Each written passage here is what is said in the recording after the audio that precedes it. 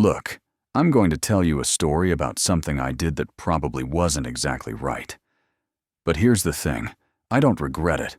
Not even a little bit. And after you hear what I went through, you might understand why. So, let me ask you something. How much would you tolerate before you do something morally questionable? A week of lost sleep? A month? What about 4 months of being woken up in the middle of the night, over and over again, because your upstairs neighbor is having loud sex with someone else's husband? Yeah, that's what I dealt with. And that's exactly what I exposed. An affair. Not because I'm some moral crusader, or because I care about the sanctity of other people's marriages. No, I did it because it was ruining my sleep. And honestly, problem solved. Let me paint you a picture of my upstairs neighbor. She's 40 years old. 40. And she's living like she's still in college. We're talking parties on Monday nights. Monday nights? Who does that? She gets home from work at 2 in the morning, and instead of quietly going to bed, like a considerate human being, she paces around her condo having loud phone conversations. The ceiling is thin, and I can hear everything. Every footstep, every word, every sound. But the affair, that was a whole different level of disruption. It started about 4 months ago. I began noticing this car showing up at odd hours. And I mean odd. Like 11 at night, 1 in the morning, sometimes 3. And then I'd hear it. The unmistakable sounds of 2 people having very loud sex right above my bedroom. Now, I'm not a prude. What people do in their private lives is their business.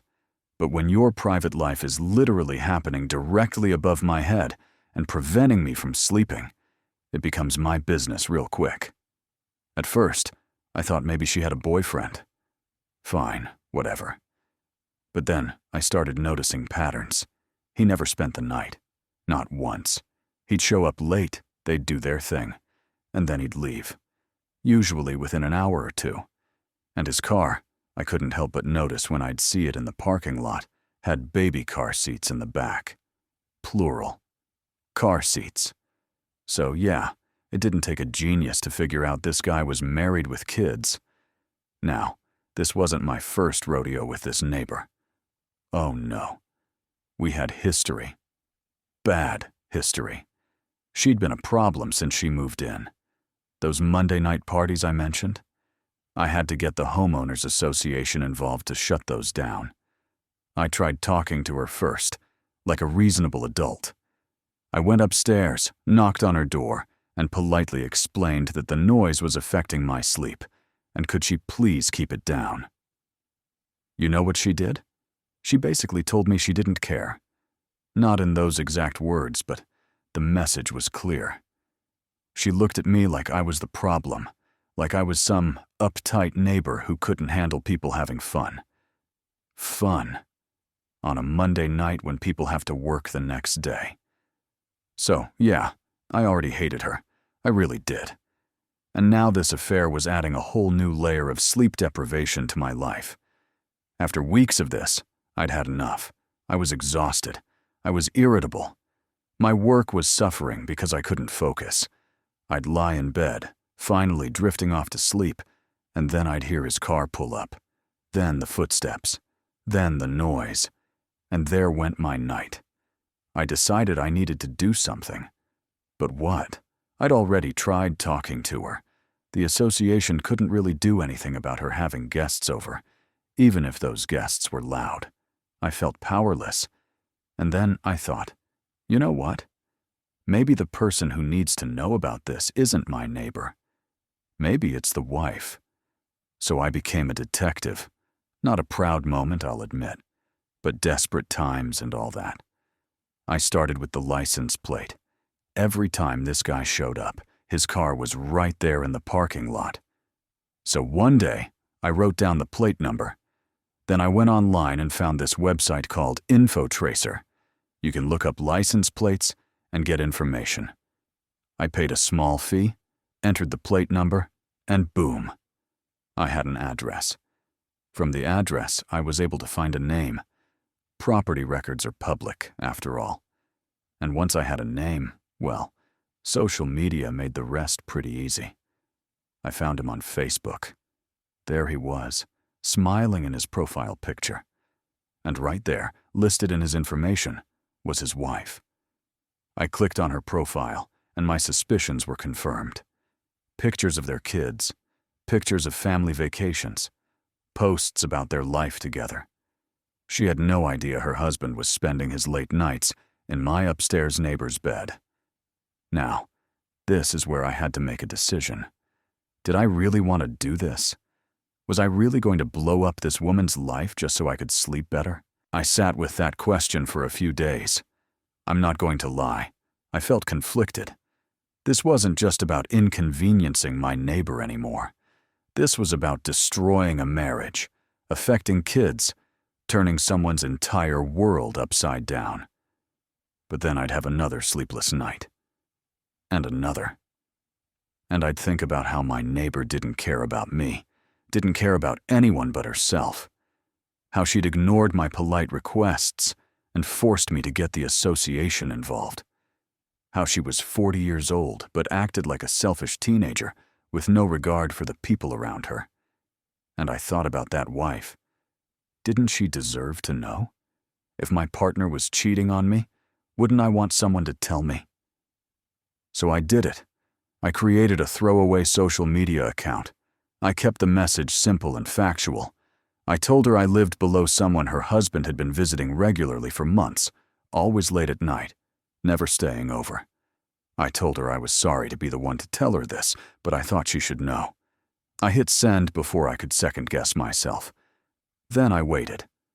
For a few days, nothing changed. His car still showed up. The noise continued. I started to wonder if she'd even seen the message, or if she'd dismissed it as some kind of prank. But then, about a week later, I noticed his car hadn't been around. 1 week turned into 2. 2 weeks turned into 3. And now? It's been a few weeks and I haven't seen him once. The silence is beautiful. I'm sleeping through the night. I wake up actually feeling rested. I'm not dragging myself through my days in a fog of exhaustion anymore.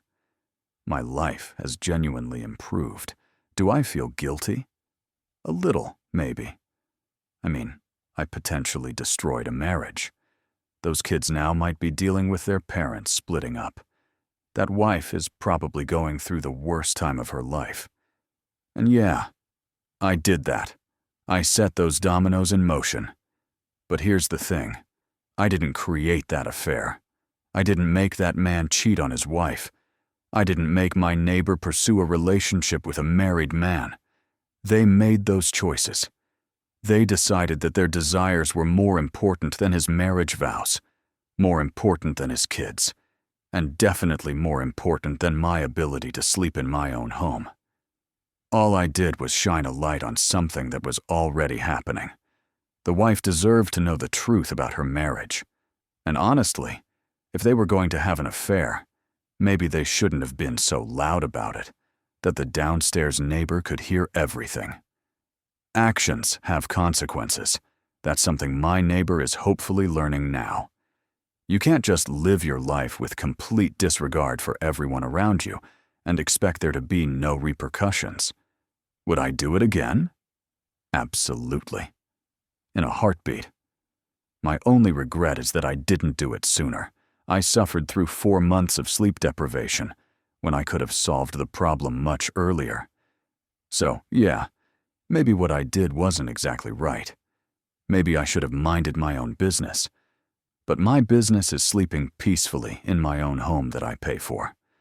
And when someone else's choices interfere with that, repeatedly, after I've tried every reasonable avenue to fix it, well, I'm going to find an unreasonable solution. And you know what? I'm sleeping really nicely now. And that's all that matters to me. So what do you think? Was I justified in exposing this affair just to get some sleep? Or did I take it too far? Drop your thoughts in the comments below. I really want to know where you stand on this. And if you enjoyed this story of petty revenge, make sure to hit that like button and subscribe to the channel for more crazy stories, like this one. We've got tons of revenge tales entitled Neighbor Drama and satisfying justice stories coming your way. Hit the bell icon so you never miss an upload.